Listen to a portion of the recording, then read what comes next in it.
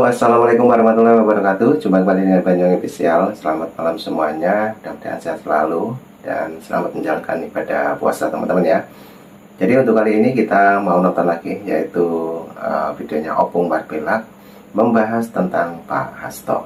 Jadi bagaimana kelucuannya Opung dan pembahasannya Opung untuk memperjelas Pak Hasto yang saat ini di KPK teman-teman. Oke, kita siapkan dulu untuk videonya dan langsung kita nikmati penjelasan dari Opung Barbelak.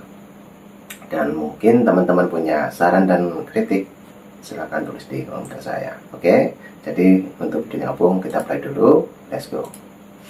Berita terbaru dari manusia yang paling membosankan untuk dibahas.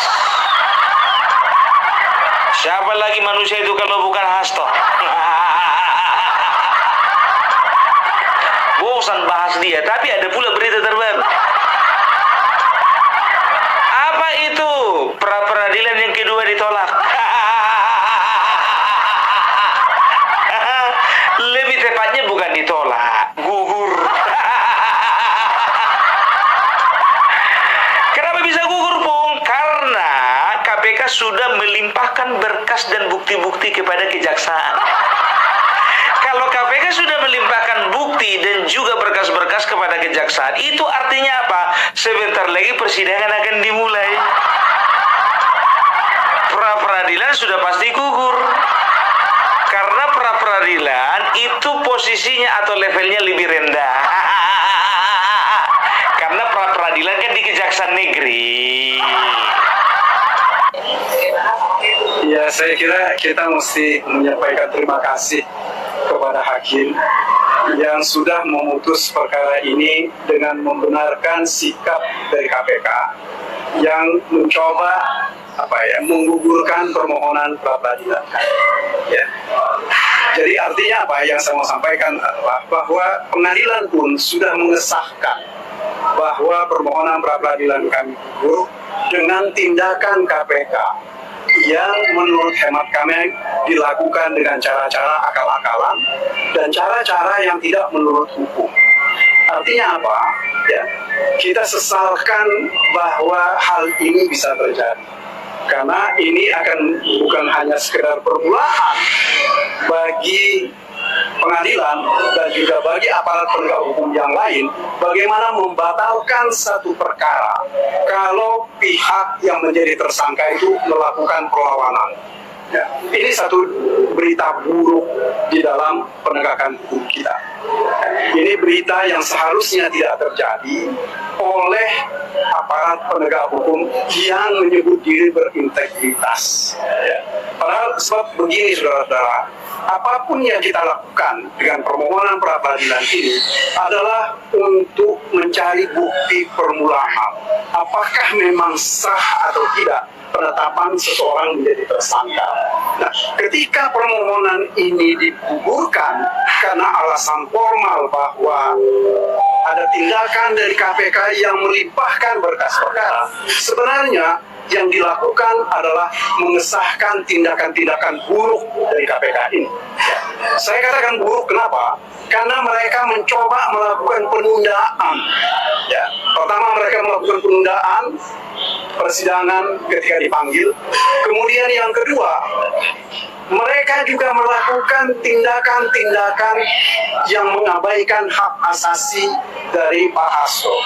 Misalnya haknya beliau untuk menghadirkan saksi yang menguntungkan, yang diabaikan oleh KPK.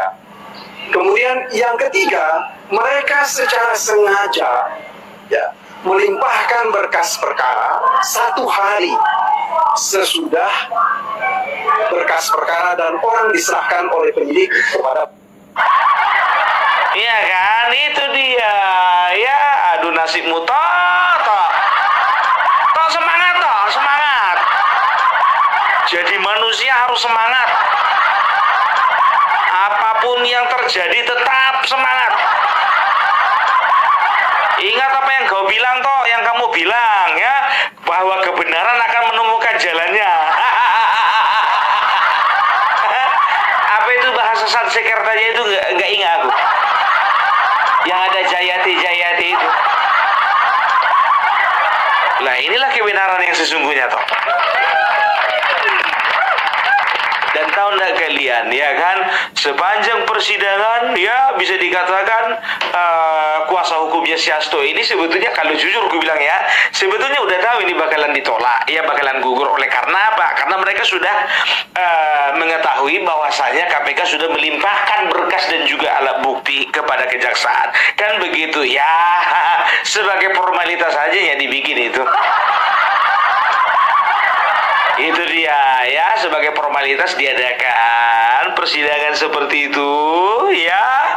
Dan ternyata mereka mau tidak mau harus mendengarkan keputusan dari hakim yang mengatakan bahwasanya pra peradilan gugur. Mereka tidak terima, iya kan? Ya wajar, siapapun juga nggak akan mungkin terima. Namanya kuasa hukum, ya kan? Jadi mereka tidak terima. Oleh karena apa? Mereka mencium adanya sebuah permainan dari KPK dengan hakim, juga kejaksaan. Masa sih? Bukankah selama ini yang penuh permainan itu kalian? Ayo mainkanlah mainmu, biar dimainkan orang itu mainnya.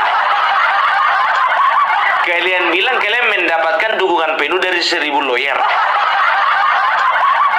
Mananya lawyer kalian itu? Ya, kosong rupanya. Omongan kosong, ya kan? Jadi juga mereka mengatakan bahwasanya kami melihat bahwasanya ada usaha, ya, untuk, ingat ini, ada usaha untuk menghilangkan hak-hak asasi manusia dari Hasto. Sekarang begini, kalau bicara hukum, ya, hukum itu tidak bisa disejajarkan dengan hak-hak asasi manusia. Tapi hukum itu harus selalu di atas daripada hak asasi manusia. Hak-hak Hasto yang seperti apa? Seperti menghadirkan saksi yang menguntungkan, kan begitu. Percuma saja mau dihadirkan pun juga saksi kalau sudah dilimpahkan berkas. Gugur. Nah, oke teman-teman, ini penjelasannya Opung Barkelak. Setiap detiknya dia bilang gugur. Jadi menambah keseruan dan keceriaannya Opung untuk malam hari ini, tentunya menjelaskan masalah Pak Hasto, teman-teman ya, yang dimana sekarang sudah di KPK ataupun sudah diamankan oleh KPK. Oke, jadi kita mau dengarkan lagi apa pencerahannya Opung seterusnya, karena videonya masih panjang teman-teman ya. Patut kita simak untuk videonya. Dan apabila punya saran dan kritik, jangan lupa tulis di kolom komentar saya. Oke, lanjut untuk videonya Opung, kita play. Mengheningkan cipta dulu koto. Apa mereka katakan? Kata Bapak Magdir, ya, kuasa hukum Hasto yang paling keren itu, ya, dia katakan bahwasanya, ya, saya mengatakan selamat, mengucapkan selamat kepada KPK yang dengan itikat buruknya, ya, sudah mengambil langkah-langkah yang kami rasa penuh dengan permainan.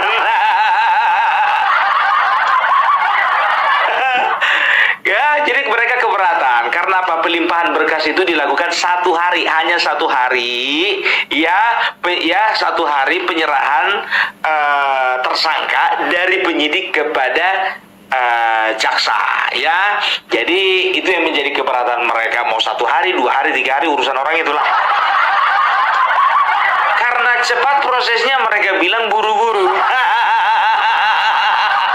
Buru-buru ikan lele. Ubur-uburnya le. Aduh. Yalah. Aku jadi greget ini kalau udah bahas Hasto ini. Jujur aja aku bilang, mau kasihan, takut dosa sama rakyat. Takut nanti dibully. Opung, apa yang kau kasihani dari dia? Aduh, secara politik kan udah aku bilang sama kalian, ya kan, Kongres PDIP ini harus diselamatkan dari orang yang namanya si Hasto. Berarti mungkin ini ada kong kali kong antara orang-orang PDIP lainnya dengan KPK, nggak tahu. Ini kan penerawanganku.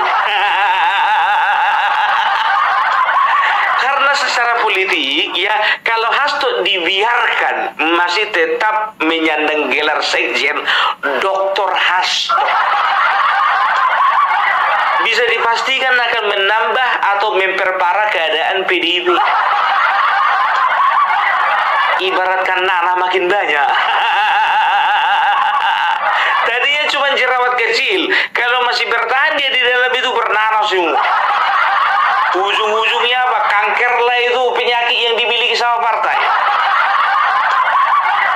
Pung, kalau misalnya memang betul, ya, kira-kira siapa orang yang siapakah orang yang berusaha untuk menghalang-halangi Hasto, ya, atau mengusahakan Hasto untuk segera diproses sebelum Kongres?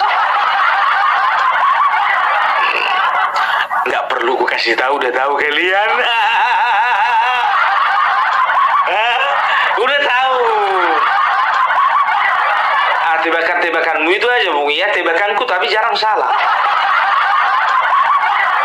Kan begitu. Tahu nggak kalian, jujur aja aku bilang, kalau misalnya PDIP ya, ini ibarat kapal yang akan karam ya, tergantung siapa nakodanya, kan begitu ya. Dan juga ABK yang tersisa ya. Kalau ABK yang sudah tercampak di laut, yang udah mati tenggelam dimakan ikan paus, nggak perlu diperhitungkan lagi. Kan begitu, kapal udah goyang, dihempas badai, dihempas ombak dari kiri, dihempas dari kanan, ya, genangan air di dalam. Nah, ABK, kapten kapal, nakoda, ya, mereka itu harus bekerja sama bagaimana caranya supaya menyelamatkan kapal, itu dia. Kalau ada kira-kira kapten kapal yang ngeyel, ya kan, yang kira-kira memang membahayakan nyawa dari para ABK lainnya dan juga membahayakan situasi kapal, buang campakkan ke laut. Kan begitu, ya kan, gampang tuh menganalisanya. Ternyata kemarin Koni waktu keluar-keluar dia Akbar Faisal itu kayaknya nggak ada gunanya deh. Mana sekarang begini ya, Koni tunjukkan dokumen-dokumen kalau memang kau sayang sama si Hasto, kalau kau memang cinta sama si Hasto, kalau kau memang belahan dada, belahan jiwanya Hasto, ayo tunjukkan dokumen itu, serahkan kepada ketua umum supaya itu yang menjadi bukti-bukti yang meringankan nanti di persidangan. Begitu ya. Sekarang begini, sebodoh-bodohnya rakyat Indonesia udah tahu kalau kau itu banyak omong kosong. Kemarin kau bilang ya, kami punya bukti, punya dokumen, punya rekaman suara, punya video, punya potongan video, punya potongan rekaman suara, kan begitu. Setelah itu begitu dibully kau sama netizen masalah apem yang dibikin wine, dibully kau sama rakyat Indonesia gara-gara terong-terongan, dibully kau masalah rumah tanggamu, akhirnya kau bilang apa? Tolonglah saya jangan dibully. Karena apa? Saya memang selalu berusaha bersuara keras untuk bangsa ini, ya. Tapi apapun yang saya sampaikan, saya nggak pernah bohong. Jujur kau bilang nggak pernah bohong kau. Kan begitu. Apa dibilangnya? Saya nggak pernah mengatakan itu bukti, saya nggak pernah mengatakan itu video. Ya, waktu itu kalau nggak salah sama Abraham Samad dia wawancara. Ya, yang saya punya itu adalah dokumen. Sekemarin di Akbar Faisal, ya, itu fiksi ya, dia bilang katanya dokumen. Di Akbar Faisal dia katakan apa? Loh, apalagi yang mau yang saya mau kasih clue? Ya, 2 sudah tersebar. Yang pertama masalah Anies dikriminalisasi, yang kedua videonya udah tersebar. Padahal waktu pertama kali kau ngobrol sama si Hasto di situ, ya, Akbar Faisal di situ, nggak ada kau bilang salah satunya itu Anies dikriminalisasi. Itulah salah satu permainan bukti yang kau punya. makanya aku bilang kau kalau misal ingat ini ya, aku bilang sama kalian, kalau kau jadi tukang masak, jadilah tukang masak yang baik dan benar, kan begitu ya. Nah, kalau kau memang tertarik dengan politik, ya tinggalkan dunia memasakmu itu, masuk kau ke dunia politik, kan begitu. Kau ini kan kau bilang pengamat militer, ya kan? Tinggalkan pengamatan militer itu, masuk kau ke politik, jadi kau kader. Ini enggak mau kau jadi kader. Hah? Itu dia, kalau orang-orang seperti ini loyalitasnya dipertanyakan. Sebentar di Nasdem, sebentar di tim kampanye nasional Prabowo, sekarang udah di PDIP. Besok kalau ada tawaran jadi ketua umum partai umat, jadi ketua umum partai umat dia. Partai umat. Nah, itu teman-teman ya, Opung Margelak membahas lagi tentang KONI, dan memang untuk KONI sendiri berkaitan langsung dengan Pak Hasto ya teman-teman ya. Jadi bagaimanapun Pak Hasto juga KONI kemarin juga banyak sekali ya dibully para netizen teman-teman. Dan benar katanya Opung, KONI sudah mengatakan saya jangan dibully. Nah, oke teman-teman, jadi kali ini kita mau tonton lagi videonya Opung Margelak biar tahu dan biar jelas permasalahannya ataupun titik terang dari Pak Hasto. Oke, lanjut untuk videonya. Dia kehancuran katanya kan? Bukan Opung Margelak yang ngomong, tapi pengurusnya. Mana tahu kau bisa bantu-bantu gitu loh Koni. Tapi kalau di partai umat janganlah kau bahas teror-teroran. Apalagi apem yang dikasih wine, janganlah. Ya kan begitu kan, coba sekarang berita tentang yang kemarin itu, Ibu Riana jangan santai-santai ya, ada saatnya ya, ada saatnya. Kau kira masyarakat terlalu bodoh untuk mempercayai ucapanmu itu? Masih lebih bermartabat bagi kami Ibu Riana daripada kau. Sekarang buktikan dong, ya kan? Ini telur si Hasto lagi di ujung tanduk. Apa namanya? Telur si Hasto. Apa? Si Hasto situasinya Hasto sekarang seperti telur di ujung tanduk.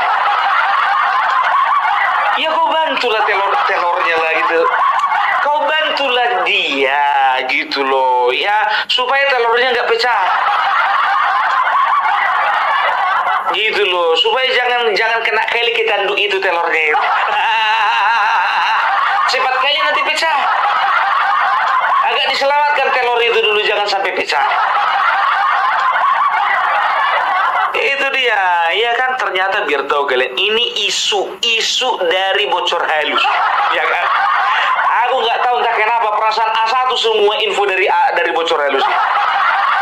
Mereka katakan ya, ini versi mereka, katanya ya Bapak Prabowo ditemani dengan dua orang kepercayaannya, di sebelah sana ada Megawati dengan Hasto dengan beberapa orang. Mereka katanya sempat video call. Video call katanya mereka, berkeluh kesah lah katanya Megawati, ya kan? Wo, ini bagaimana ini Wo? Ya, bagaimana perasaanmu? Bagaimana kalau kadermu digitukan? Katanya gitu kan, kata Megawati. Ya, bagaimana mereka sudah mulai menekan partai kami, kan begitu? Datang Bapak Prabowo, katanya, ya udah datang aja. Rupanya datang aja itu mereka terjemahkan bahwasanya Hasto itu bakal diamankan gitu. Rupanya memang betul-betul diamankan, tapi yang mengamankan KPK. Istana nggak mau campur. Ogah. Itu dia, sudahlah Ibu Megawati, ya, ku bilang sama Ibu, jujur aja lah Bu, lupakanlah yang telah berlalu. Ingat Bu, mati satu tumbuh 1000. Duakan saja ada pengganti Hasto yang lainnya, kan gitu. Tapi kalau memang nggak ada lagi penggantinya, itu tandanya 2 Ibu nggak terjawab.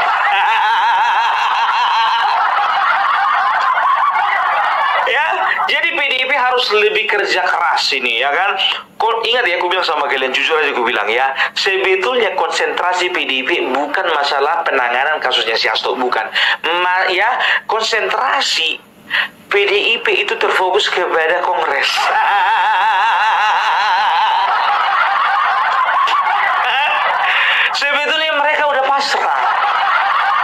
Hasto mau dihukum, mau Hasto mau dikurung, Hasto mau digimana ibu juga udah pasrah.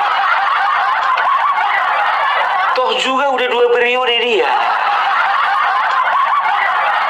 Dari tahun 2004 loh, 2014 sampai sekarang udah 10 tahun. Udah bisa diganti itu. Tapi katanya stoknya banyak di partai. Nah, ini lagi-lagi membahas tentang PDIP dan Ibu Megawati Soekarno Putri, teman-teman ya. Dan nanti menurut informasi dari Opung Parpelak, partai PDIP juga bakalan ada kongres ya, karena fokusnya di situ. Oke, lanjut lagi Opung Parpelak, kita play. Ya kan, nah kita akan lihat ya bagaimana PDIP ke depan. Ini menarik ini ya. Jadi situasi PDIP ini yang menarik untuk dibahas, bukan situasi Hasto. Kalau Hasto gitu-gitu aja itu. Yakin kalian gitu-gitu aja. Aduh, udahlah tenanglah Hasto. Aku bilang samamu, tuh juga kalau di penjara kan nggak langsung mati kau. Tengok itu Surya Dharma Ali, ketua umum itu, ketua umum P3 masih sehat. Anas Urbaningrum, ketua umum Demokrat sehat keluar. Ketua umum bukan seksi. Roma Hurmuzi, ketua umum P3 sehat keluar, sehat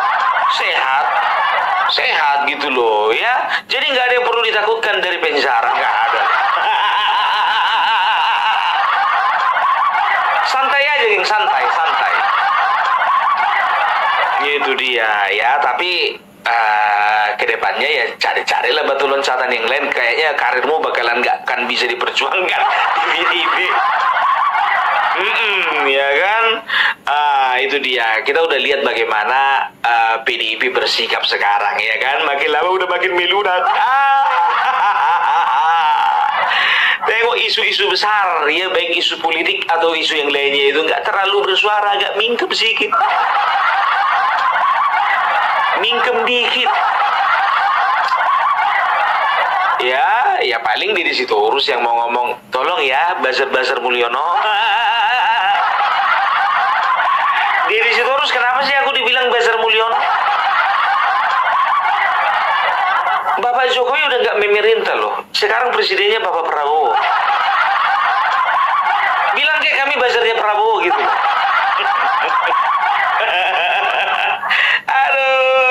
Aduh, jadi itulah ya. Itulah bisa dikatakan kalau Opung Parpelak bisa nilai ya, apapun yang terjadi ya, PDIP tahun 2029 tidak akan pernah mencapai masa kejayaannya seperti dulu lagi. Apalagi dengar kabar Bapak Jokowi mau bikin partai baru.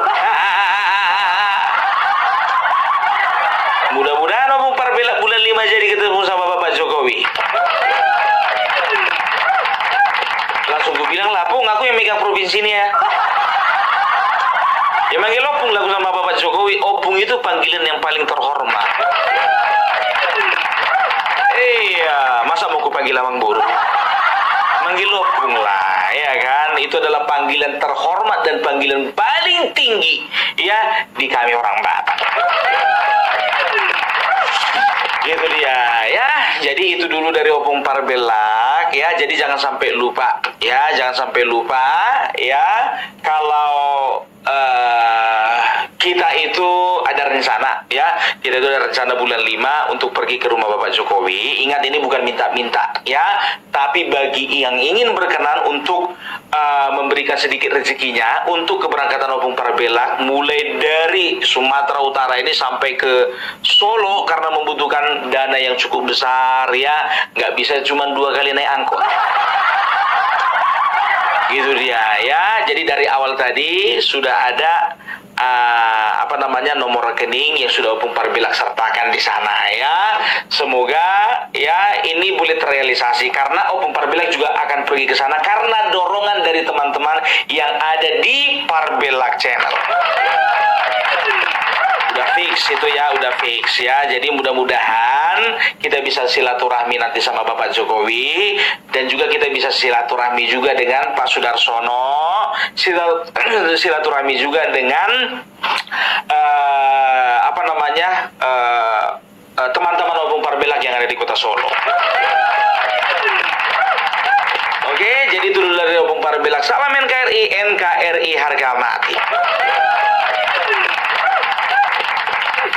Nah, oke, Opung Parbelak, terima kasih saran dan penjelasannya yang begitu detail mengenai Pak Hasto. Juga tadi menyebutkan KONI Bakri juga, yang dimana katanya menyimpan rahasia tentang negara ini, yang dimana di Rusia Ibu KONI ini adalah suruhannya Pak Hasto, menurut informasi seperti itu ya, untuk menyimpan dokumen-dokumen rahasianya. Oke, jadi tadi juga dijelaskan oleh Opung Parbelak, memang tadi kita sempat menghubungkan saya pribadi dengan Opung Parbelak karena bersepakat kepengen ke Solo, teman-teman ya, ketemu di Solo, ketemu di rumahnya Pak Jokowi ya, bersama Opung Parbelak, Bang Agri, Pak Sudarsono. Nah, tadi juga kita sudah rundingan, teman-teman ya. Mudah-mudahan ketemu nanti di bulan 5. Oke, mudah-mudahan sehat selalu, dan tadi juga penjelasannya Opung Parbelak begitu jelas. Terima kasih semuanya, dan mungkin yang mau berkomentar jangan lupa tulis di kolom komentar saya. Terima kasih semuanya. Assalamualaikum warahmatullahi wabarakatuh. Sampai jumpa.